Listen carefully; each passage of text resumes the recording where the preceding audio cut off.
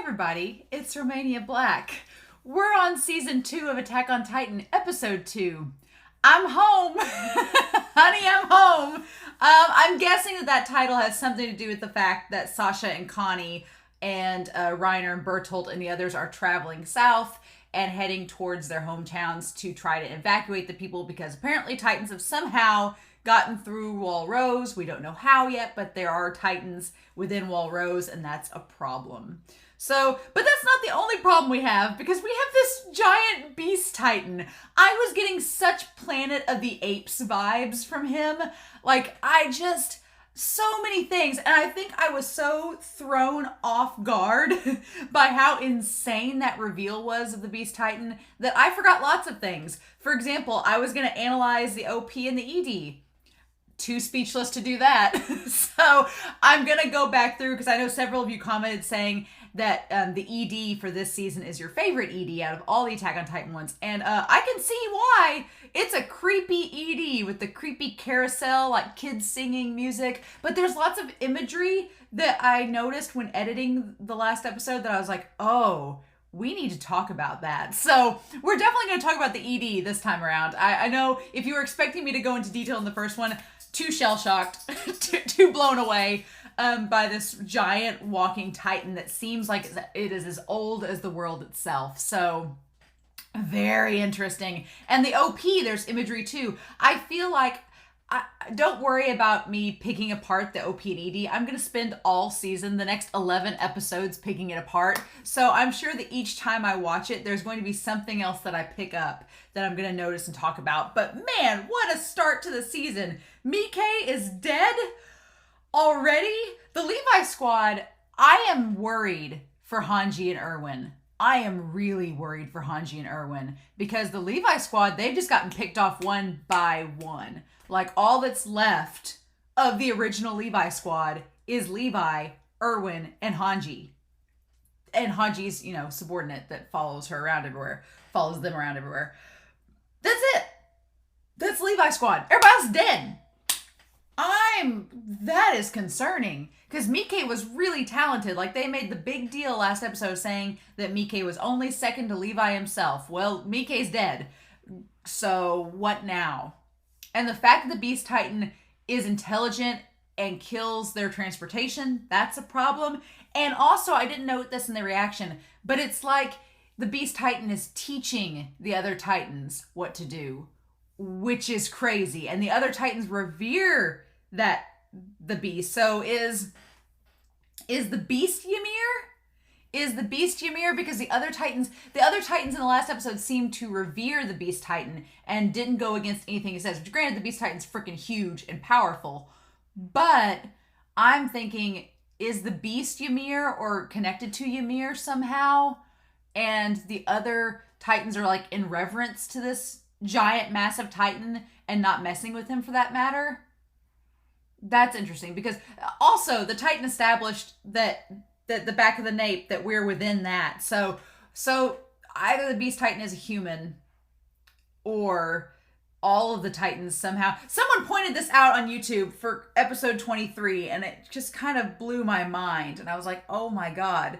But pointed out that when Eren was first in the Titan mode back in episode 7, when he busted out of the bearded Titan, the reason the bearded Titan died was because Eren stepped on the nape of the bearded Titan and that crushed him. And then the Titan that ate Milius, whenever Eren fought that Titan, he punched him through the nape. So if there are people inside the Titans, it would be kind of plausible, but I'm not ready for all the Titan lore. My mind can't handle it. It's like all this. So yeah, I usually take a couple days in between episodes, but after that episode, I was like, I can't wait. I couldn't wait. I was like, no, I need to watch it now. So all day at work today, I was like, I need to go home and watch this episode. So obviously, if y'all make comments for episode 1, it'll probably be episode 3 or 4 before I get to them, but that's okay. That's all right. I'll answer you in the comment section, so we'll at least have talked about it there. But Oh, buddy, I couldn't wait. I was like, I need to know what's happening. And I'm sure that what's going to happen now is we've introduced the Beast Titan, this super powerful creature that looks older than snot, that's probably got some like ancient spiritual connection. Because the last episode seemed really connected to like spirituality and the religion and the lore behind the world building in this world. And so I'm like, okay, cool. But now I have a feeling that we're just gonna forget about the Beast Titan for like the rest of the season until like episode 8 or 9. He's gonna peace out and then come back like in episode 8 or 9. He terrifies me because he seems smart enough that and large enough that he would be capable of handling himself. And I'm worried that I'm like, Aaron does not need to meet the Beast Titan right now. That would be a very bad thing to happen. So yeah. So anyway, let's do this. And I will actually analyze the OP and ED as we go. But last episode, I was so floored. And I waited until the end to watch the OP because I'd been told to wait. And then after watching it at the end, I was like, damn. I was like, there's a lot of imagery, but I'm still kind of shell-shocked, so I can't really focus on it. But let's do this, y'all. Let's dive into this. We are going to start episode, technically 27, but episode 2 of season 2 of Attack on Titan. I'm home. And we are going to start that episode here in 3, 2, 1.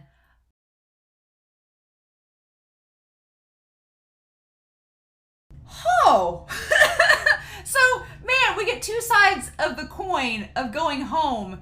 You have Sasha in this surprisingly, probably the most wholesome story that Attack on Titan has had so far, and Sasha going home. Like, it's the most wholesome story we've had so far. So you have that on one end of the spectrum, and then you have Connie on the other end of the spectrum, dealing with the fact that his family could be dead, but the mysterious circumstances of this Titan, very interesting. I'm curious.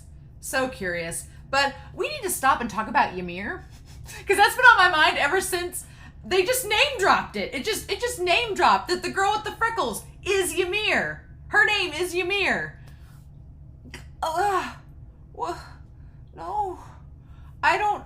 It makes sense, because if you watched Elsie's Notebook, the girl that the Titan thought was Elsie had dark hair and freckles. And I remember watching it thinking, okay, well, if it's somebody that they recognize, is it like... Because Marco had dark hair and freckles.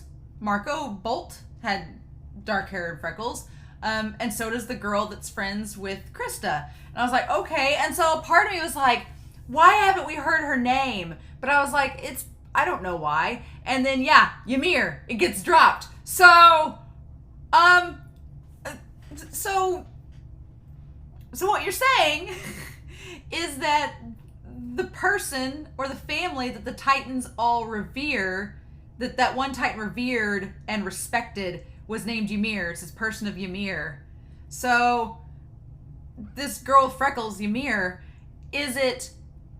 Because that was years ago. That would have been years ago, right, when that happened? So it couldn't be like a sister to her, because Ilse, no, she had a different last name. It was German.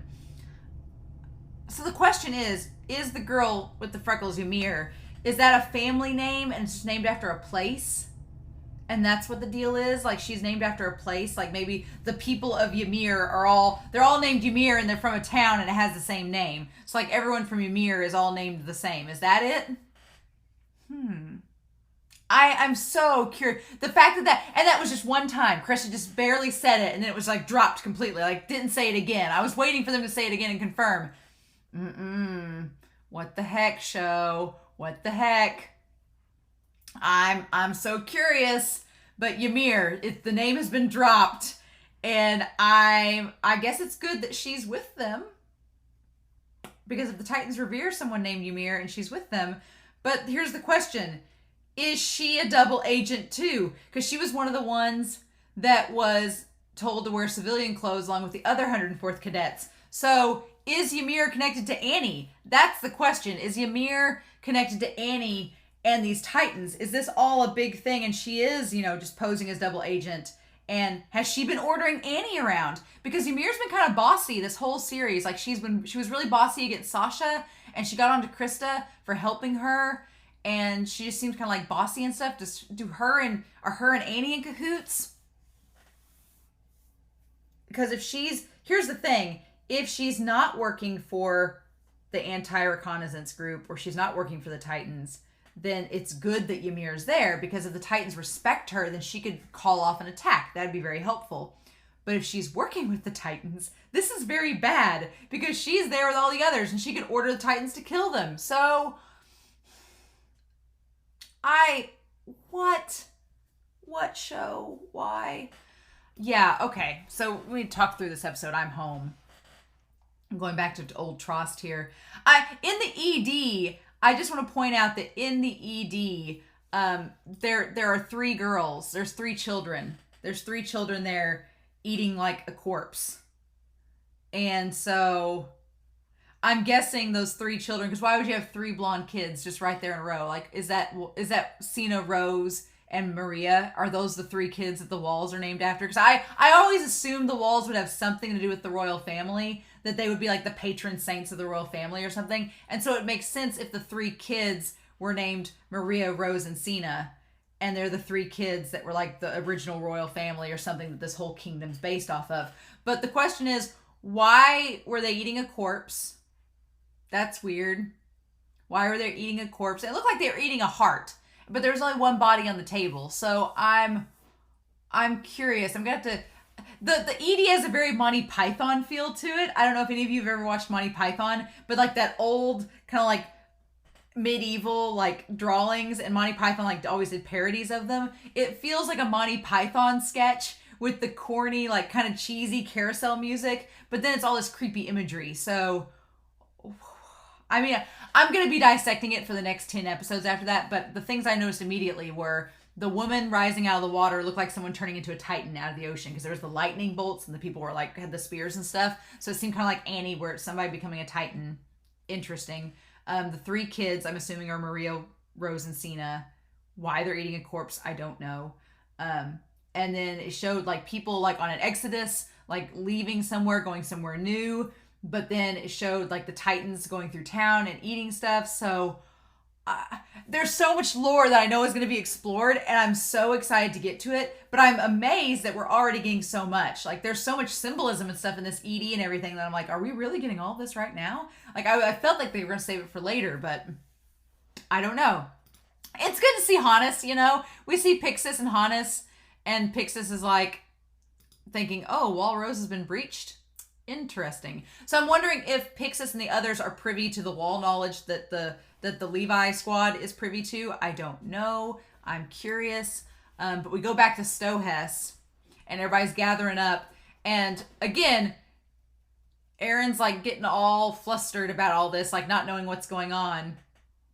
And I like that Mikasa, I feel like a big theme in this season is going to be Aaron and Mikasa and Armin and their friendship and how it's being tested. Because season 1, we set up that Armin, Mikasa, and Aaron were like the main trio. They were the 3 that we started with. And their interactions with other characters have led them, like Armin's become really good friends with Jean. And he's thinking about the picture beyond just, you know, what's happening in the present. He's thinking in the future and all of that. And then Mikasa is still really close to Aaron. And I like that Mikasa's like trying to adjust his rain jacket and everything. We established in the last episode that Aaron's mom having that flashback where Carla was like, you're a man, you need to also be there for Mikasa. That kind of changes my whole perspective on Aaron in a sense, because for the whole last season, I was like, Aaron, why are you shoving Mikasa away? But it's not that he's shoving her away. From Carla's flashback there, he's trying to live out his mom's words and be a man and be someone that's, you know, able to protect Mikasa. But Mikasa doesn't need protecting. That's the thing. That's the problem. Mikasa doesn't need protecting. She just needs to be with you.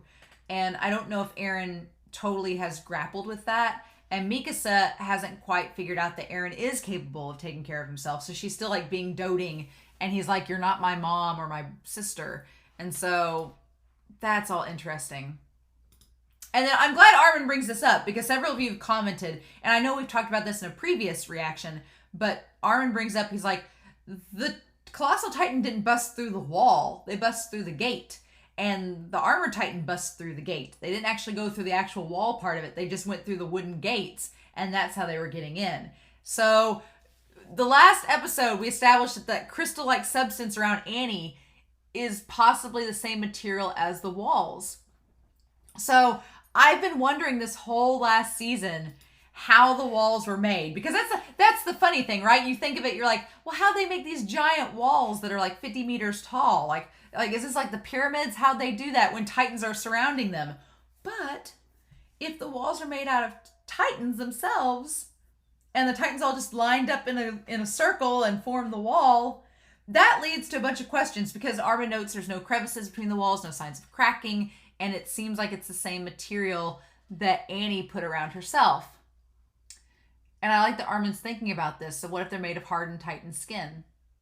And that's the crazy thing that they note. And Armin's thinking about this. It's like, well, the skin is really versatile because Annie's used it several times in different ways. And then Aaron's like, titans in the wall. And I like that Armin's like, titans protecting us from titans. Like, what does that mean? Because here's the question. This is the question. If the walls are made of titans, if all these titans just lined up in a perfect little circle and then hardened their skin and made these walls, and somehow it was like crafted and molded into this wall-like structure, the question is why? But why? Right? The question is, but why? Why would the titans do that if they're trying to destroy humanity? Unless we're going to get into this big old mess of different factions of titans, different factions of humanities. Nothing's black and white. Everything's muddled. Everything's gray. What the heck? Yeah. I have more questions than I have answers. And so then we have Hanji looking under the microscope, seemingly at a piece of titan skin, but we don't know. We don't get what Hanji's thinking of. And then Levi, I don't like seeing Levi in civilian clothes. I don't. It worries me to no end that Levi is not in his gear, because I'm like, you're injured. Yeah, we get that. You have an injury. You can't just flit around. And then John's on the front lines with Erwin. I find that interesting. But yeah, Levi with the pistol keeping next to old Pastor Nick. And Armin, I love that throughout this whole exchange, Mikasa's worried about Aaron keeping warm, but Armin is soaking everything in. Armin's like soaking everything in, like he's thinking about what's to come, right? And then we have our 3 15-year-olds with old Pastor Nick and Levi and Hanji. And Pastor Nick not saying a word. And so, yeah, I like that Aaron's like eyes trembling, like he's just like so full of emotion and trying to take it all in. And Aaron taking in information is a little bit different than Armin, right? But I love it. I love that they're going after Walrose to see what is happening. And then they're going through Elmric. I think that's what they said. Yeah. But yeah, I like that Levi's saying it won't be that hard for me to guard a single man. It's a neat callback to episode 14 in season 1, where Levi's like, oh, I can handle Aaron. He's just one man, right? And I love in this shot of them leaving the city, of leaving Stohess, like Armin's hair flowing in the breeze. This whole time, Titans have protected us from Titans. The mystery deepens. It just gets deeper and deeper, y'all. It just gets deeper and deeper. I don't know. It's crazy. And so, yeah, they question Pastor Nick, and Pastor Nick is not saying a word. He is being pretty close-lipped about the entire situation and keeping his mouth shut the entire time. And then I like that they're like, well, we're going to take him to Walrose and let him come face-to-face with a Titan and see how he likes it, right? And then Aaron's like, this is wrong. No. He's like, no, this is backwards. He's like, we should be getting him to talk now and then go to Walrose. Like, we need to know the info before we show up. Like, what's more important than keeping humans from going extinct? And then, of course, he gets lightheaded and Mikasa sets him down. And then Armin establishing that maybe Pastor Nick isn't speaking because what he's not talking about is more important than saving humanity. That's the scary thing. It's like the fact that this religious zealot that we've like I wrote off as a nut job all last season now has this secret knowledge that may be really pertinent to the whole situation is really interesting. And then Hanji saying, well, the priest is capable of sound judgment. So what's the deal? So, yeah, no time for that, though. Yeah, we're going to save that conversation for later. We've got Sasha and Connie going to their homes. I really liked this focus on Sasha and Connie. I really did. This was so... This Sasha story is so relatable. Weird and relatable because, spoiler alert, I'm from a very rural area. I'm from the sticks. And so this whole conversation that she has with her father about the government buying up land, that happens all the time here now. All the time. If you're not from the US, or if you're not from a rural region in the US, there's lots of like mine grounds where there's like coal mines and resources, and lots of government, coal mines come through and government agencies come through and buy up property from rural families all the time. Whether it's to like, my family used to own a big part of a national park back in like the 1800s, and the government came in and bought a lot of land off of them because they wanted to extend the national park. So I remember that story that my grandpa told me years ago.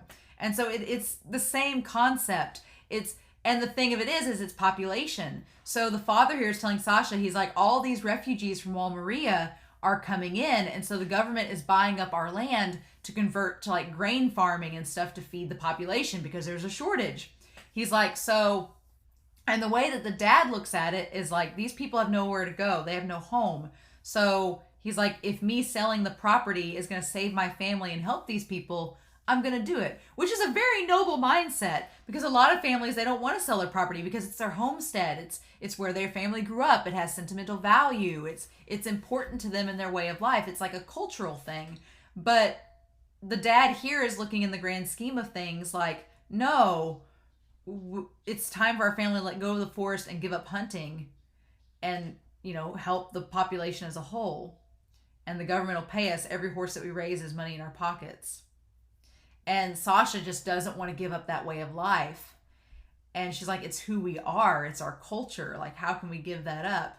Who gives a hoot if people make fun of our lifestyle? Like, so she thinks it's dealing with people making fun of them. And he's like, we're all part of the same world. So we all got to, if we don't stick together, we're pack animals. Humans are pack animals. They're meant to be together, not alone, which is a fascinating sentiment, because like I've said, Aaron likes to be alone a lot, and he kind of like tries to go loner on a lot of missions and doesn't want to involve other people. But the dad's suggesting that it's basic humanity to want to be with people. And that ties back to the whole thing with the Levi Squad. The Levi Squad back in episode 21 telling Aaron, back in episode 19 and 21 of season 1, telling Aaron to trust them as a group. Like, that's a herd mentality, right? And so Aaron wants to go against that and says that it was a mistake to trust all these people. And so the dad's saying, no, humans naturally need to be in groups because we work better united rather than being by ourselves, which is an interesting contrast, that whole dilemma Aaron's been dealing with the end of season 1 going into season 2. But I like that Sasha says here, she's like, they're outsiders. We don't owe them anything. And the dad corrects her. He just gives her that look, that knowing look. And he's like, look, I see where you're coming from. And I see how it would be easy to think that. He's like, you can live here in the forest along with others who are like-minded like you and narrow-minded. That's what it's suggesting. He's like, but Sasha, are you willing to die for that choice? So it's a parallel back to Aaron. If you want to work alone, if you want to be like with people that just think like you, sure. But whatever decision you make, are you willing to die for that choice? Is that something you're willing to stand for and die for, whatever decision that you make? And I love this line. He's like, no matter what trouble comes your way, you can't go begging for help if you choose that. Because if you're not there for them, don't expect them to be there for you. That line is so, so important, I think, because it's connecting to everything. He's like, if you want to go rogue, don't expect them to be there for you if you can't be there for them. It's like, I feel like that whole mentality is going to like trace us back. It's going to stick with Sasha, because that's kind of that's why she like gravitates towards people. You know, when she's in the 104th Cadet, she like gravitates towards people, even with her quirky, weird personality, because it's her just trying to socialize. I love it. I feel like that mentality, I hope Sasha makes it for the majority of this series, because I feel like that kind of rationale is something that Aaron needs to hear, and it's something that I feel like Sasha could talk to him about. Oh my gosh. He's like, our world's connected whether you like it or not. I love it. I love how the dad looks like her, kind of, but doesn't at the same time. He's like, is it hard for you to leave the forest behind and get along with others? You scaredy cat. Oh, that's so good. That's so good. And so, yeah, her coming back in 3 years, I'm glad that she met up with her dad, and I'm glad that nothing bad happened to them during this episode. I was really worried that she was going to, like, as soon as I saw the Titan tracks, I was like, is she going to find, like, her parents? It's kind of like what happened with Connie. Is she going to find her parents, like, dead? But the Titan in the house, it was very Night of the Living Dead, right? Have you ever seen Night of the Living Dead? It was very Night of the Living Dead, where in that, it's a zombie movie. It's like the original zombie movie. And in that, it's like, there's a shot in Night of the Living Dead that's the original zombie movie, where in the basement of the house, the dad and the husband and wife took their daughter in the basement because she wasn't feeling good. She'd been bitten by a zombie and she wasn't feeling good. And so the other characters kind of leave them in the basement to their own devices. And then at one point, the protagonist goes down the basement to check on them, and the daughter has reawoken as a zombie, and she's like killed the dad and is eating on the dad and is like killed the mom and eating on her. And that's exactly what this scene was like. Like, just seeing the Titan, not the zombie, the Titan crouched in that house where the people abandoned that woman and her daughter, like abandoned her because her legs didn't work. And that explains why the woman's not screaming. The daughter's just sitting there watching, and the woman is having her legs eaten, but she doesn't feel it. She's like paralyzed, so she doesn't feel her legs being eaten. And that's why, oh, and those eyes opening and seeing her, those big giant eyes. Oh, and the girl's just, oh man, what was that too? I wanted to go back to that. Seeing the girl. Oh, there's a bird jumping from a branch, and the branch has skewered a frog. What the heck, show?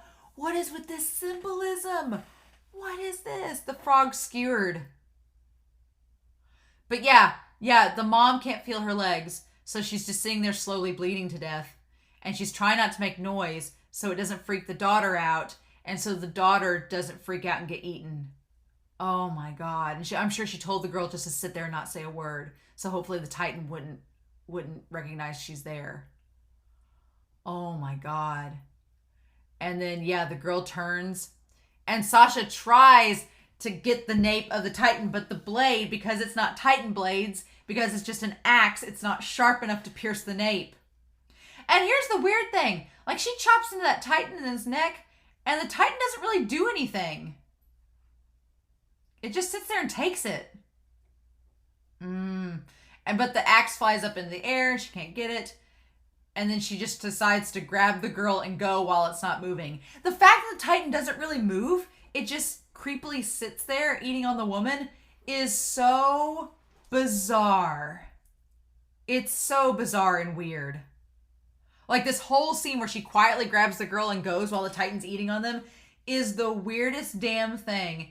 And then as soon as the mom sees that the daughter's safe, then she dies. And the moment she dies, that's when the Titan turns to go find them. So clearly they'll eat on humans until they're dead. And then they're like, nah. And then they go on with whatever, searching for more people. So that's interesting. That's interesting. And then I don't understand Sasha's horse. I guess because it wasn't maybe trained for her. That's why it runs off. Or because she's so freaked out. But this poor girl has seen some shit. Like, that's so traumatizing. And then I like that there's a callback here that Sasha, this whole thing about dialect, we'll talk about her masking her dialect and trying to sound more polite. But even the little girl notices, she's like, why are you trying to sound all polite? Like what Ymir and Krista told her too.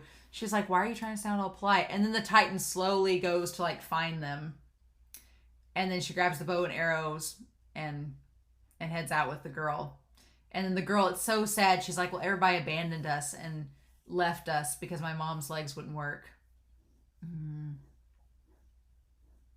That's so awful. But yeah, not a single person came to help.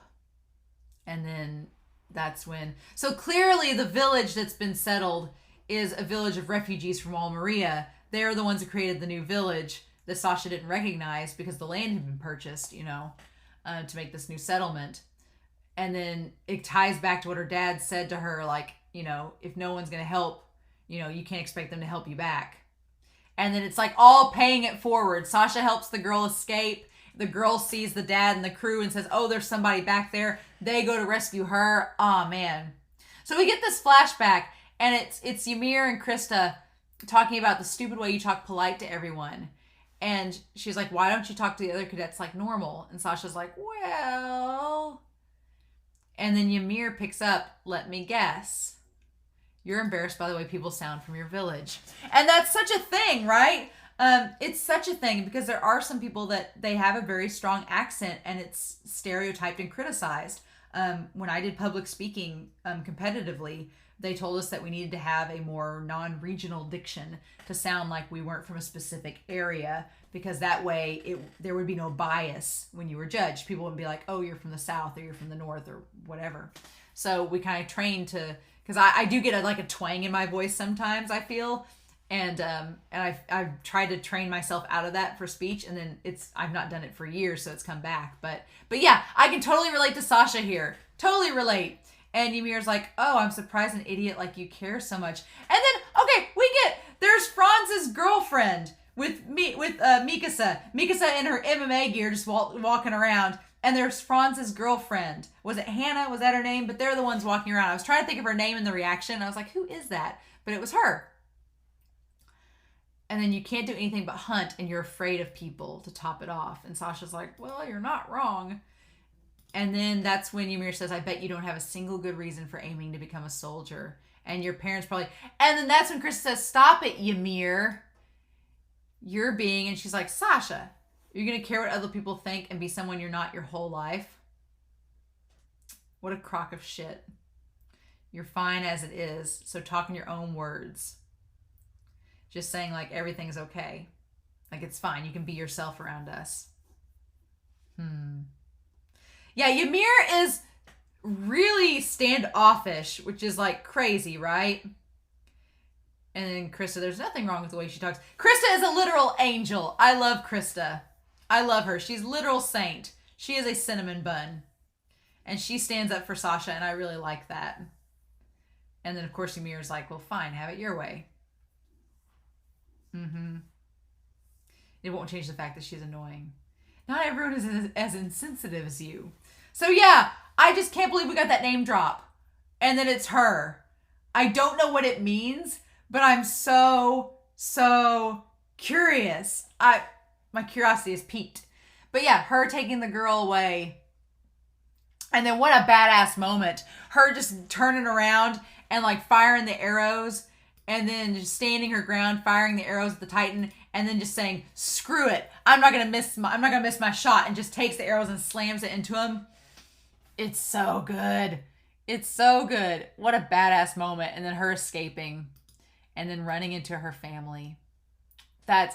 It was like I kept waiting for something bad to happen because that seems to be what's happened in this show. But we had a surprisingly wholesome moment where Sasha and her dad reconnected, and I was like, Attack on Titan, what is this?